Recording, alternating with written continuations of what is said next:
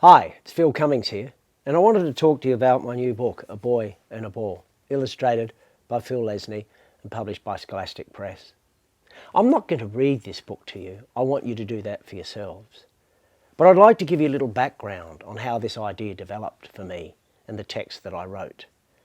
Because it always fascinates me how an idea can evolve over time. Because this idea, the first seed, was planted some 8 or 9 years ago. A friend of mine who works in a kindergarten was telling me the story about a little refugee who'd arrived at the kindergarten and was feeling very awkward about mixing with the other children, which is natural. But she observed that he was standing one day in the corner of the playground and he was just bouncing a ball all by himself. And there was another group of children playing not so far away, and as he bounced the ball, suddenly it hit his foot and the ball rolled away into the group of children nearby. He didn't go and get it because he was feeling uncomfortable. But one of the little girls in that group saw the ball arrive at her feet. She looked to the ball, looked to him, and she picked that ball up and she took it over to him and gave it to him.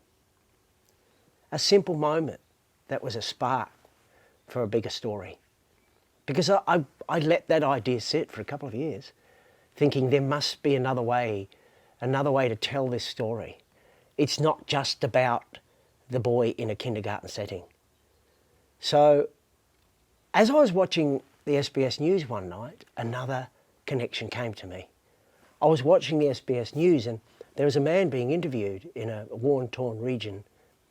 And as he was being interviewed, my focus went from him to what was happening in the background. And there were 2 boys kicking an old ball in amongst the rubble of the ruins. They were only on the screen for a couple of seconds. But it was enough for me to make that connection and think, that's it. I can marry those 2 ideas and create a text evolving around that. And so it did evolve, it just developed. And you have to have persistence, you have to be resilient, I guess. And I had to take that feedback that's given to me and write the story over and over again to make it work. And so, after all these years, the book is now here. And Phil Lesnie, the illustrator, has done some exquisite illustrations that are just so powerful. And it's taken my simple text and brought the whole idea to life and more. So, when you read A Boy and a Ball, I hope that it gives you some discussion points and it evokes an emotion and a feeling and an understanding.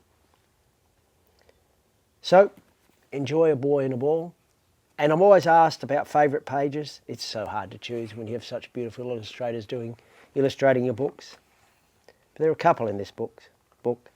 This is one of them, the beautiful blue of an open ocean.